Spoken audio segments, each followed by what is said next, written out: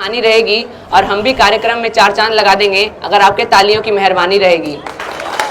आदरणीय प्रधानाचार्य महोदय, यहाँ उपस्थित शिक्षकगण एवं मेरे प्यारे भैया बहन, आज बड़े हर्ष की बात है कि हमारे इस विशाल विद्यालय में स्वतंत्रता दिवस मनाया जा रहा है, जिसके उपलक्ष्य में मुझे दो शब्द कहने का मौका मिला है।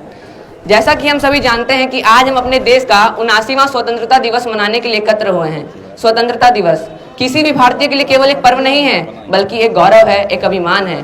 15 अगस्त 1947 को हमारा भारत देश आजाद हुआ। इस दिन को देखने के लिए कितने ही वीर वीरांगनाओं ने अपनी जान की बाजी लगा दी और हंसते हंसते फांसी के फंदे को चूम कर अपना सर्वस्व बलिदान कर दिया।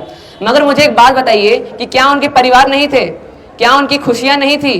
क्या उनकी इच्छा या आकांक्षाएं नहीं थे ना? मगर उनकी सारी खुशियां केवल राष्ट्र के हित में बसी थी। कि क्या समझोगे तुम इस युग में, अरे क्या समझोगे तुम इस युग में कि प्राण गंवाने का डर क्या था? क्या समझोगे तुम इस दौर में कि अंग्रेजों के प्रताड़न का स्तर क्या था? क्या देखा है रातों रात? क्या देखा है रातों रात पूरे गांव का जल जाना? क्या देखा है वो मंजर बच्चों का भूख से मर जाना? कहने को धरती अपनी थी, कहने को सिर्फ धरती अपनी थी, पर भोजन का ना एक निवाला था। सूर्य तो उगता था हर दिन, पर हर घर में अंधियारा था। मित्रों, आज हम अपने रिश्ते दूसरे देशों के साथ मधुर से मधुरतम बनाकर उनका दिल जीत रहे हैं, वहीं दूसरी ओर अपने ही देश में लड़ाई दंगे कर खून बहा रहे हैं।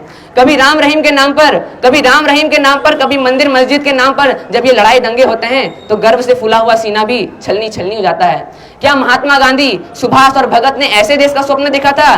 क्या हमारे क्रांतिकारी बलिदानियों ने इसलिए अपना सर्वस्व बलिदान किया था? अफसोस की बात है कि रावण का पुतला तो हम हर वर्ष जला देते हैं, मगर अपने अंदर पर रावण पर विजय नहीं पा पाते। महाशय, मुझे तो समझ ही नहीं आ रहा कि हमारे देश में चल क्या रहा है। हम लोग चाय की दुकान पर जाते हैं और अखबार पढ़ते हैं कि अरे यार, ये बाल मजदूरी करवाने वालों को तो फांसी पर चढ़ा देना चाहिए, और फिर तुरंत बात कहते हैं कि अरे छोटू जरा 3 चाय ला तो। महाशय, हमारे देश के जो हालात हैं उस पर मैं कुछ कहना चाहूंगा। हम मोमबत्तियां लेकर निकलते हैं, हमारी बहनों का आंचल खींचा जाता है और हम मोमबत्तियां लेकर जुलूस निकालते हैं कि वो हाथ कंधे से कैसे जुड़ा है अभी, कि वो हाथ कंधे से कैसे जुड़ा है अभी जिसने किसी बहन का दुपट्टा गिराया था, कि वो हाथ कंधे से कैसे जुड़ा है अभी जिसने किसी बहन का दुपट्टा गिराया था। ये मोमबत्तियां तो मर्दानगी पर लानत है कि मर्द वो है जो लंका जलाकर आया था।